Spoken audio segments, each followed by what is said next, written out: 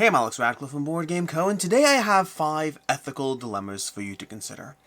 Ethical dilemmas might be the wrong choice. I think some of these are certainly ethical dilemmas. Some of them are just business decisions, but they are interesting things for you to consider. Now I'm going to go ahead and go into these timestamps to each of them down below. I guess I don't even know how I'll timestamp them. We'll figure that part out. But these are basically 5 very, very, very real-life situations that companies have to consider. That people running companies have to consider. And specifically, we're talking about board games here. Board games, crowdfunding, that kind of conversation. But the idea here is I find very often there's a lot of criticism towards board game publishers. A lot of criticism towards the decisions companies make. A lot of frustration with the things that companies do. And I think a lot of time that criticism and frustration is done without being mindful of the other side of the equation. Now, I want to be very, very clear. I want to be 1,000,000% clear. These are 5 ethical and or business decisions that I want to get into that are not designed to defend anything at all. The goal here is not to defend and to say something that might be wrong, shouldn't be wrong, or something should be done a certain way. That's not the goal here. I think wrong is wrong. I think right is right. I think something as stupid and simple as a white lie is still a white lie. My goal is not to defend. My goal is not to take a side. My goal is for you as a backer, for you as somebody involved in this space. My goal is for you to consider the hard decisions that people sometimes have to make. I want you to go through these as I ask you these questions. I want you to put yourself in these shoes, to consider the decision space at play here, to think about how you would handle such a situation. And regardless, again, to be clear, regardless of how you would handle the situation, it doesn't mean that something wrong is suddenly right. That's not the goal here. I think the way I'd put it is, let's consider gossip for a second. Gossip, when you talk smack about somebody behind their back, whatever it is, in some way, shape, or form. It's something that I think a lot of people engage in. It's something that I think a lot of people are understanding of. And I think it's something that a lot of people acknowledge is wrong. But we can acknowledge something is wrong while also being understanding of why certain things are done. I think one of the interesting things about being a consumer, frankly, is that it's very easy for you to put yourself in the shoes of just your side of the equation. But most of the time you haven't been on the other side of the equation. Philip DeFranco, who's a random YouTuber, he's a fairly popular YouTuber, who I've been watching his videos for 11 years. He has a saying he likes to say, which is he believes everyone should work in retail at least once in their lives. Because it will give you an understanding to how horrible a customer can be to someone who doesn't necessarily deserve that. And sometimes you're being that customer. Sometimes the person you know is being that customer. Sometimes we are looking at a situation through our own lens without in any way understanding the decisions made on the other side. And I think 3 minutes of this is enough, but once again, before I dive into these for the last time, my goal here is not to defend any actions. My goal here is for you to consider how hard these decisions can be to make. And so let's start off. They're all over the place in terms of the complexity, the business decision versus the moral implications. And hey, if you like this video, let me know in the comments down below, and I'll try to come up with 5 more of these fun little ethical and or business questions that you might want to struggle with 5 more of them. Let's find out together. But let's start off with the first one. Let's keep this one very simple, very easy. You just finished running a crowdfunding. I have this whole page here because lots of stuff written on it. But you just finished running a crowdfunding campaign that has 50,000 backers. It's actually a large number, by the way. It's a pretty large number. But you just ran a campaign that has 50,000 backers. And you figured out that if you can cut the costs of every single game by $1, if you can cut the cost by $1, by cutting a few corners, maybe, the cards get a drop thinner, or maybe, you just worry a little bit less about how quality that insert is. You don't necessarily compromise on anything you told the backers they're getting, but you just degrade the quality of the game just by a small margin. But if you do that, 50,000 backers, if you cut the cost by $1 per copy, you'll net an additional $50,000. As the business, you'll walk away in hand with $50,000 extra if you can just cut the costs by $50,000. What do you do? How do you handle that decision?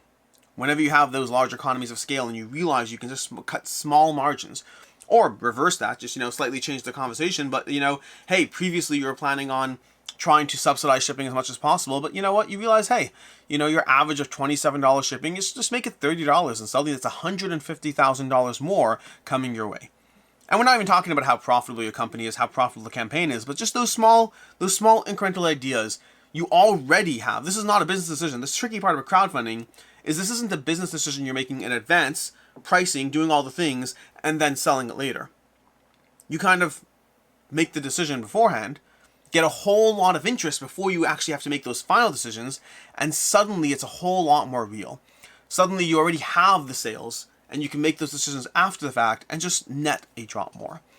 It's worth noting, I probably should have done this before the first question, but it's worth noting to be mindful as I go through these of the logical fallacy, the black and white logical fallacy. There's a whole bunch of logical fallacies out there. It's worth becoming familiar with them. But the black and white logical fallacy is the idea that you present just two options. And you present only two options so that the person has to consider, well, if I think A is bad, then that means B must be good. That's the idea of the black and white logical fallacy, and to some extent that might enter some of my questions. The goal isn't to paint the idea that there are only two options. Of course there are going to be many options, but so I want you to be aware of that as we go through these. But in some cases, sometimes it's being painted that way a bit for simplicity, as opposed to try to convince you of one or the other. That's question number one. A simple one, a softball, a little less, direct. You can figure out for yourself, like, how do you think you'd handle that? Again, it's a little trickier. Keep in mind, you're the person pocketing that difference. It's a small company, there's 5 people, you had a really successful campaign, it's awesome, it's great, but you can pocket $150,000 extra by making a small choice, and it barely affects people. $3 a copy, like, who cares if it's like, if they pay a little $3 more shipping per copy, what's the big deal, right? And there are estimates anyway. It's not like you're lying to the customers. That's not what's happening here. You're just changing a bit how you approach the situation. Question number 2. And this one is very real. Again, question number 1 is a little more abstract. Question number 2 is going to be a very real one that has to be dealt with. You're shipping out 5,000 copies of a game. 5,000 copies of a game you just funded after raising $250,000 on crowdfunding. I think the math works out. What is that? $50 a game? $50 a game, $250,000 raised on crowdfunding. You made $50,000. So you made $50,000 on that, which is, by the way, that's pretty good. $250,000 in sales, 5,000 copies sold. You made $50K. You're doing fine. But, and this, by the way, this for the record, in case you're wondering, is after 2 years of hard work. 2 years of hard work to make this game, to run the campaign, to deal with all this stuff. 2 years of hard work of 6 hours a day on top of your day job because you know you can't pay the bills here. You're doing all of that. You made $50,000. It's still good. You broke your way into the gaming industry. Your next campaign could be a smashing success. The problem is, unfortunately, the boxes you're shipping out are having a slightly above average amount of box damage on the campaign, on the boxes shipping out. So whatever the degree of normal box damage is, they're bigger boxes. You sold a nice little game, a nice whatever. It's a big box, and they're receiving a bunch of these are receiving box damage when they're shipped. 1 in 25 backers seems to be getting a split corner on their box. Much higher than projected, much higher than you were expecting. 1 in 25 backers is getting a split corner on that big box you just shipped them. The average cost to replace it between the cost of shipping and the cost of the box, is around $35. Which, by the way, not crazy at all if you're talking about shipping out a large box, plus the cost of the box, plus the shipping of it. The average cost is around $35, which means effectively, if you fully absorb the cost of replacing 1 in 25 boxes on these 5,000 copies, the full cost will come into around $7,000 out of the $50,000 you made for the past 2 years of work. How do you handle that? Practically speaking, I'm saying you have backers right now emailing you frustrated. They just paid $50 for a game. The box came with a split corner. They're frustrated, reasonably so. They paid for this. They waited a year and a half patiently hoping to get their games. They've been so patient, so understanding, and their box shows up and has a split corner, that thing they just paid for. 1 in 25. If you choose to replace them all, as opposed to if you figure out the solution. By the way, this is where the black and white fallacy can come into place, because it doesn't necessarily have to be as binary as you replace them all or you don't. There are middle ground conversations that can be had. And very often companies will take those middle ground approaches. Well, we won't replace your box corner, but we'll give you a $10 credit to our e-store, effectively giving up reduced profit on another game for compensation. There's a lot of middle ground opportunities you can take to approach these solutions. So I'm not even asking, in this case, I'm not even saying, is it a binary yes, no. I'm saying just what do you do? Because if you do choose to fully absorb those costs, if you do choose to fully engage with all the backers who are frustrated, it's going to be $7,000 out of the $50,000 you made for 2 years worth of work. For 2 years worth of your life spent in this game, it's going to drop to $43,000 just because a bunch of people have a split corner on their box. So you're a business owner. This is your game. How do you want to handle that? Again, this is what I'm trying to go for. What I'm trying to go for here is not the person who's going to comment below, well, I paid $50 for the game, so I should get that game in the exact condition it was promised. I get that. I'm not even disagreeing with you. I'm not trying to disagree. I'm not trying to present it. I'm trying to say, just put yourself in the shoes of the other person. Put yourself into the shoes of the other person and the decisions they have to make and the reasons they have to make them. Or I shouldn't say have to. The decisions they choose to make and the reasons they choose to make them. If you still want your $50 game, if you still want that perfection, if you're not willing to deal with the damage on it, so be it. I'm not trying to ask anyone to in any way engage with any of these questions by saying that you should change your mind. But also act with empathy, act with understanding, act with an acknowledgement of the reality of the decisions on the other side. It is so easy to be critical of people running a business when you have never run a business yourself.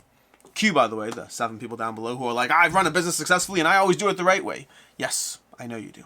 But, have some understanding for those who are not necessarily as awesome as you are.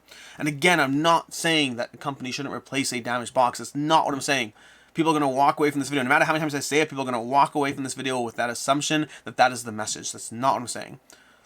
I am saying treat people the way you want to be treated, treat people with empathy, treat people with grace, and try to put yourself in their shoes.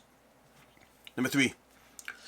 You just ran a campaign for 7,500 backers that delivered to overall critical praise. It's a great game. People love it. It's going up on BGG. It's getting, 9.1. Don't get me wrong. There's a whole host of people out there who are like, they just paid for their game. It's all FOMO and they're like invested in it, whatever it is.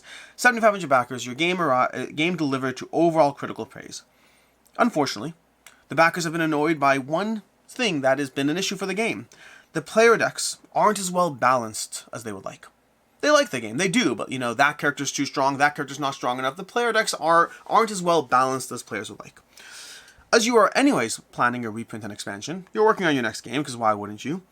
You're approaching the issue of how do you deal with rebalancing the decks.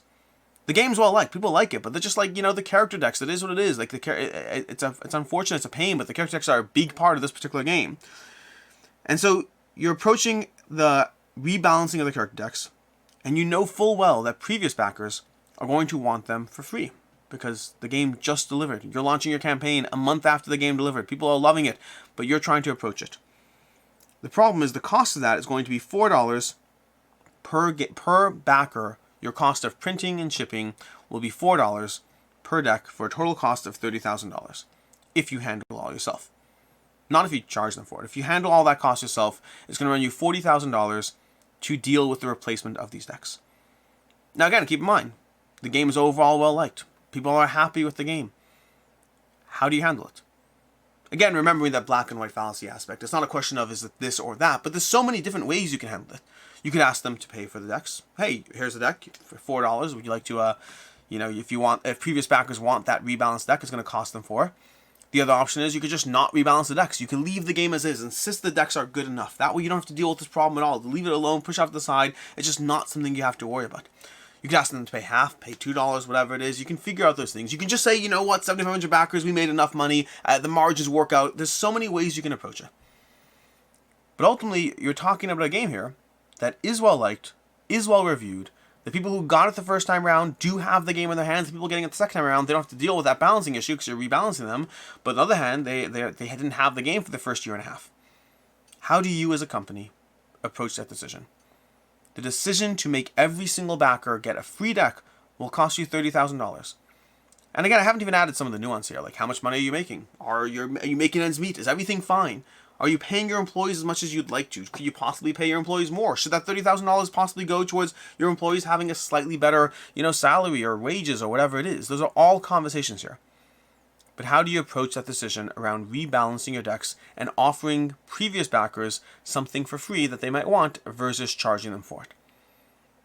How would you handle that decision? Question number 4. I'm debating whether I should put I'm gonna switch question 4 and 5 because I think question 4 is the most interesting one, and it's one that very often comes up. So we're gonna push question 4 to the end. We're gonna do question 5 first, but I'll call question 4 now. So question 4, with it once I rearrange that is, you want to create a board game. Between yourself and the 4 people who work for you doing art, design, miniature sculpting, customer service, etc., you effectively need a minimum of 4 people just to function at the most basic level, and that includes outsourcing. That includes outsourcing, but you have on your team 4 people who are, running this company, helping create the board games. And let's assume that you can all get by on $40,000 a year. That means you still need $160,000. I mean, if $40,000 a year is not a lot, let's be clear. But for this company, it means for 4 people, you need $160,000 a year in profit. After you sell your games, you need $160,000 a year in profit just to make the numbers work. You do all this. You go through these steps. You do what you need to do.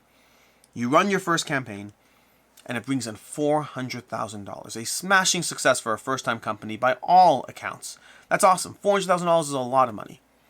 Except it's not actually $400,000 because you have to pay for all these things. You have to pay for marketing, you have to pay the Kickstarter fees, the game found fees, you have to pay whatever it is you need to pay. You have to go ahead and deal with the miniature sculpting, you have to deal with all these various things, and by the time you're done with it, you only have $300,000. By the time you're done with all the costs, you've paid out $300,000, and you only have made $100,000 after all is said and done. Before you get to wages, you've only made $100,000. Do you launch your next campaign? Keep in mind, you have employees. These are employees here. So how do you handle this right now? Your campaign it just funded. Everything's all good. You just made $100,000 by the time you factor in all costs. Again, $400,000, great success, all of that. But your yearly costs and employees, forget anything else, your yearly costs and employees is $160,000, and you only walked away with $100,000. When do you launch your next campaign? How do you handle that equation? These are interesting things to deal with. I mean, factually speaking, everyone loves to hear, like, hey, by the way, deliver your first campaign before you do your second. That's great advice. It is. It also is not advice that keeps people on staff. Established companies frequently will run and create multiple games at a time, and they'll have multiple games coming out every single year. And crowdfunding is more interesting because backers are paying for things up front. And so paying in advance for things can have a cascading effect where you're using one campaign to pay for the next, and that's certainly a problem. Make no mistake, that's a problem. But how do you handle this conversation? You can't get by on $100,000 a year if you have 4 people in your company. Your $400,000 campaign, which seems like a smashing success, is actually not enough to deal with your expenses of just the people in your company making $40,000 a year. You can make that 2 people in your company making $80,000 a year. You can figure out the math to make this equation an interesting problem. But do you run your next campaign? When do you run your next campaign? Do you wait for your campaign to be delivered? What if the factories are delayed and things go wrong and your costs don't change? What if the timeline gets pushed out? That year suddenly turns into a year and a half and backers are frustrated. They are. But what do you do? How do you handle that problem? Do you let go of your employees? Do you outsource your employees? Do you just give up entirely on the idea of having a board game company? Lord knows by the time you're done with these questions, you might want to be. How do you handle that problem as far as the ideal situation, which is you deliver your game before you run the next campaign, versus the practicality of trying to keep people on staff? How would you handle it? And question number 5. Question number 5, I think, is a very real one that we see a lot in the crowdfunding space.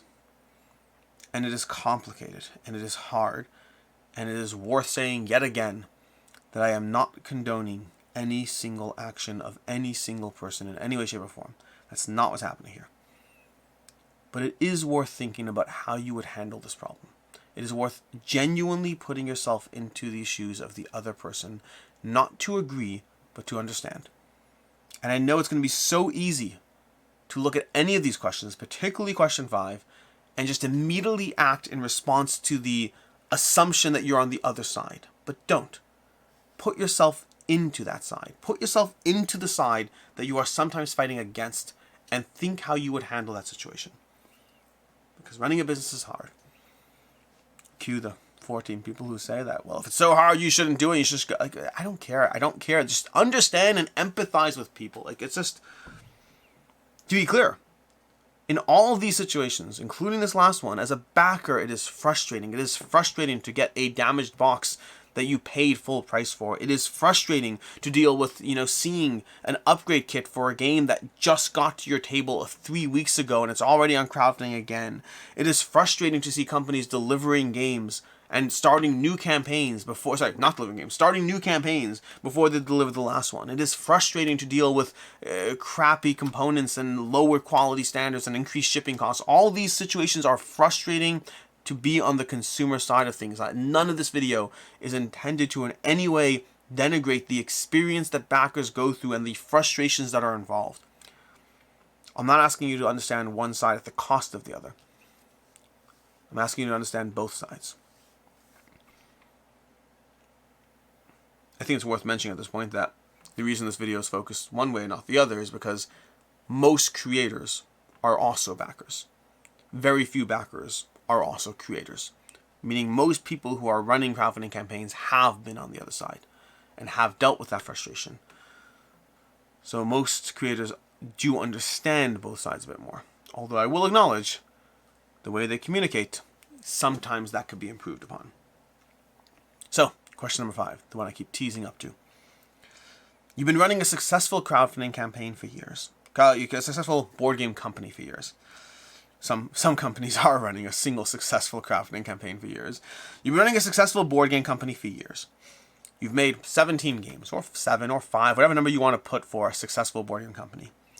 Unfortunately, your last campaign was such a critical failure that it put your entire company into jeopardy.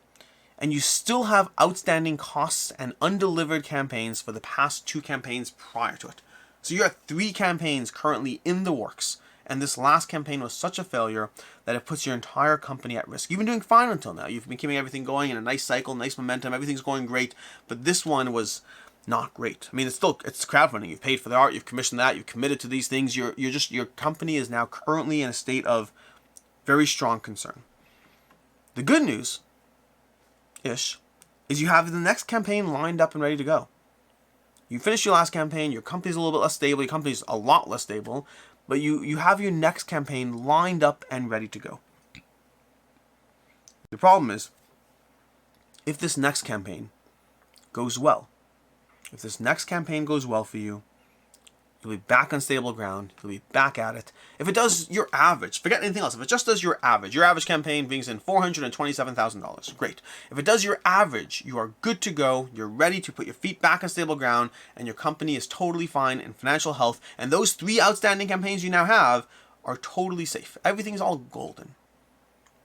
But if it doesn't do well, if it drastically underperforms, if it only does, 74,000, whatever it is, if it drastically underperforms, then it's probably the end of your company, including that campaign. What do you do? What is the best way to handle your situation for you, for your employees, and for the backers of the 3 prior campaigns? What is the best way to handle that situation as a creator? Do you launch that last campaign? Again, remember the black and white fallacy. It's not always so simple. It's not always only 2 options. Do you launch the next campaign? Do you seek external funding from whatever sources? Are you transparent with your community and tell them they need to make more money, they need to pay more money on the current campaigns to get what they need? What do you do to handle that situation? Again, you've been running successful crowdfunding campaigns for years. Everything's been going swimmingly. Your last campaign put you into a place of financial instability, and now you currently have 3 outstanding campaigns to deal with, and you're trying to figure out how to ensure you can deliver on those 3 campaigns. Because trust me, no one's happy if you walk away now. So how do you deliver on those 3 campaigns? What do you do? What is your approach and plan? Direct transparency with the audience? That usually goes well. Again, it's hard. I recognize it's hard, and I'm not defending. This is a common situation, by the way. For those of you who don't know what's going on, this is a common situation in crowdfunding where a company runs their campaigns, finds themselves in a hard spot, and then people are like, why did you launch that last campaign? Knowing full well your company was not in an ideal, healthy place. It is a reasonable question to ask. It is a genuinely reasonable question to ask. It's also reasonable to wonder and think about how you would handle that situation when it's not just about your bottom line, but it's about you, your employees, and your previous backers. All of those things are in the mix. So how would you handle that situation? And that's the video. I'm not giving answers to any of these, by the way. It's complicated. I mean, some of these, I'm not giving answers to these. My goal isn't to have an answer. My goal isn't to, in any way, defend anyone or have an answer or cast any form of either accusation or light on the matter for that matter. My goal is one thing and one thing only with this entire video. It's the idea of realizing the hard positions that people frequently find themselves in. The genuine, practically, these are real situations that creators have to deal with on a regular basis. And for every person who looks at this video and says, well, if that's the situation, you shouldn't have gotten into the business. There are so many success stories. There are so many success stories. Business is hard. 9 out of 10 businesses fail. So many businesses crash and burn in any single industry, board games or not board games. It is a hard concept for people to make it out of this unscathed. The tricky part about crowdfunding is you are pulling in a bunch of people along for the ride who didn't think they were along for a, success or failure journey and story and all that. They thought they were just in it for a board game. And I get that. Every time I've ever backed a game, I thought I was in it for the board game. I didn't expect to not receive the game. And for the most part, I've received the games. But there have been, especially these past few years, there have been a few times where things got a little rockier. I'm not saying you shouldn't ask for what you're owed. I'm not saying you shouldn't try to fight for your rights. I'm saying we should act with empathy to those who are in hard positions, making the best decision they can, and possibly making the wrong ones. I'm okay with that. I'm not okay with them making the wrong ones. I'm okay with the concept that someone might make a wrong decision. The golden rule, or whatever it is, from every nation claims this, but the golden rule is treat others the way you want to be treated? No, treat others the way you want to be treated. But the other one is don't judge people until you've been in their shoes.